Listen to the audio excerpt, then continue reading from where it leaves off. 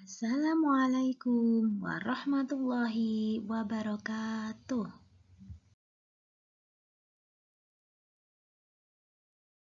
Perkenalkan, nama saya Wisuda Nangim SPDI, Guru Fikih MI Ma'arif Lisem.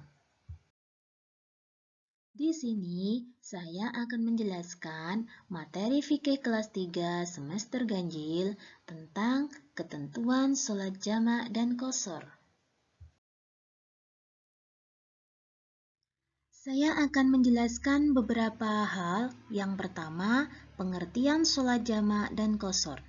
Yang kedua, hukum sholat jamak dan qashar.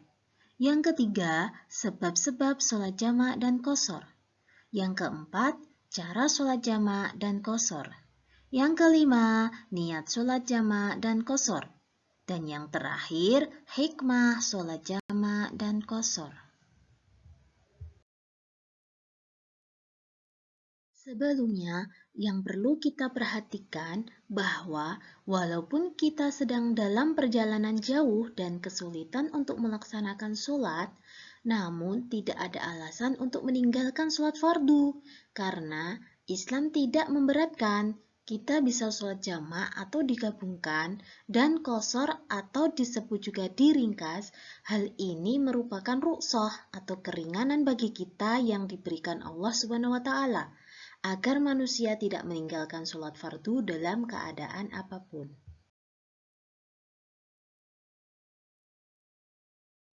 Kita masuk ke pembahasan yang pertama, yaitu tentang pengertian sholat jamak dan qashar.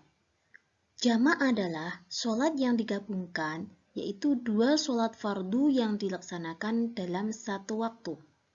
Sedangkan qashar adalah sholat yang dipendekkan atau diringkas, yaitu melakukan sholat fardu dengan cara meringkas dari 4 rakaat menjadi 2 rakaat. Sedangkan menjamak sekaligus mengqashar artinya menggabungkan dua sholat fardu dalam satu waktu sekaligus meringkas atau qashar. Di sini saya juga akan menjelaskan tentang hukum sholat jamak dan qashar.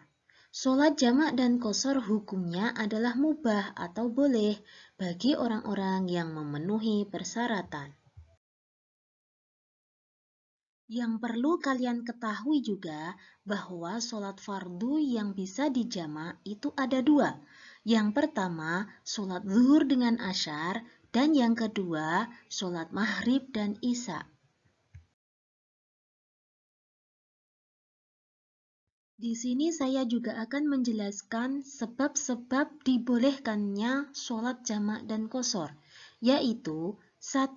Dalam perjalanan jauh minimal 86 km dan perjalanan tersebut tidak bertujuan untuk maksiat. Yang kedua, dalam keadaan sangat ketakutan atau mengkhawatirkan, misalnya perang, sakit, hujan lebat, angin topan, dan bencana alam. Kita masuk pada tata cara sholat jamak dan qashar, yaitu ada dua. Yang pertama, jamak takdim. Jamak takdim yaitu menjamak dua sholat yang dilaksanakan pada waktu yang pertama. Yang kedua, jamak takhir, yaitu menjamak dua sholat yang dilaksanakan pada waktu yang kedua.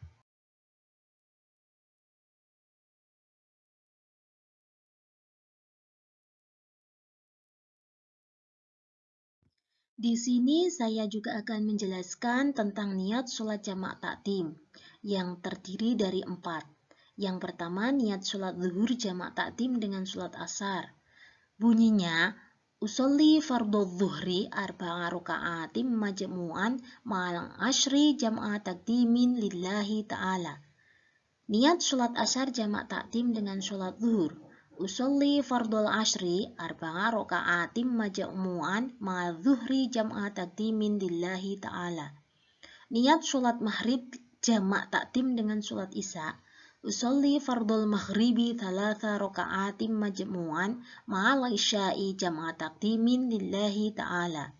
Niat sholat isya jamak takdim dengan sholat maghrib. Usolli fardol isya'i arba'a raka'atim majmu'an ma'al maghribi jam'a takdimin lillahi ta'ala.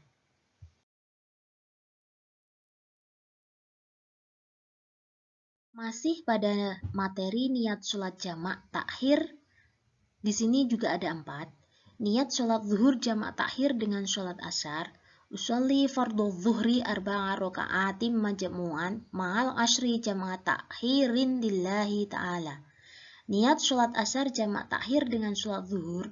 Usolli fardhul ashri arba'a raka'atim majmu'an ma'al zuhri jamak takhirin lillahi ta'ala. Niat sholat maghrib jamak takhir dengan sholat isya. Usolli fardul maghribi thalasa raka'atim majmu'an ma'al isya'i jamak takhirin lillahi ta'ala. Niat sholat isya jamak takhir dengan sholat maghrib. Usolli fardul isya'i arba'a raka'atim majmu'an ma'al maghribi jamak takhirin lillahi ta'ala.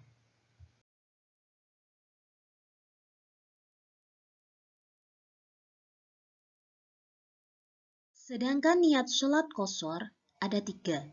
Niat sholat qashar zuhur. Usolli fardhu zuhri raka'ataini qashran lillahi ta'ala. Niat sholat qashar asar. Usolli fardhul ashri raka'ataini qashran lillahi ta'ala. Niat sholat qashar isya.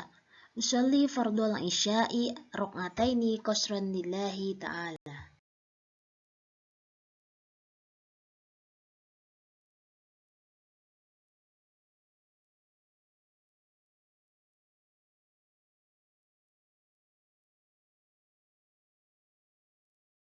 Masih pada penjelasan niat sholat jamak takdim dengan qashar. Di sini ada 2, sholat zuhur dan asyar yang dilakukan di waktu zuhur atau jamak takdim. Niatnya, usolli fardhu zuhri raka'ataini majmu'an bil masyri jam'a takdimin qashran lillahi ta'ala. Yang kedua, usolli fardhul ashri raka'ataini majmu'an ila zuhri jam'a takdimin qashran lillahi ta'ala. Sedangkan sholat maghrib dan isya yang dilakukan di waktu maghrib atau disebut dengan jamak takdim, niatnya adalah usolli fardhul isya'i raka'ataini majmu'an bil maghribi jam'a takhirin qashran lillahi ta'ala. Usolli fardhul maghribi thalatha raka'atim majmu'an ilal isya'i jam'a takhirin lillahi ta'ala. Dan yang terakhir adalah niat sholat jamak takhir dengan qashar. Di sini ada 2. Yang pertama, sholat zuhur dan asyar dilakukan di waktu asyar atau disebut juga dengan jamak takhir. Usolli fardhul ashri raka'ataini majmu'an bidzuhri jam'a takhiri qashran lillahi ta'ala. Usolli fardhu zuhri raka'ataini majmu'an ilal ashri jam'a takhiri qashran lillahi ta'ala. Yang kedua, sholat maghrib dan isya yang dilakukan di waktu isya atau jamak takhir. Usolli fardhul isya'i raka'ataini majmu'an bil maghribi jam'a takhiri qashran lillahi ta'ala. Usolli fardhul maghribi thalatha raka'atim majmu'an ilal isya'i jam'a takhiri lillahi ta'ala. Kita masuk pada pembahasan yang terakhir, yaitu tentang hikmah sholat jamak dan qashar. Jadi sholat jamak dan qashar itu ada hikmahnya. Di antaranya adalah 1, salah satu keringanan dari Allah Subhanahu wa Ta'ala sehingga umat Islam dapat melaksanakan sholat dimanapun berada.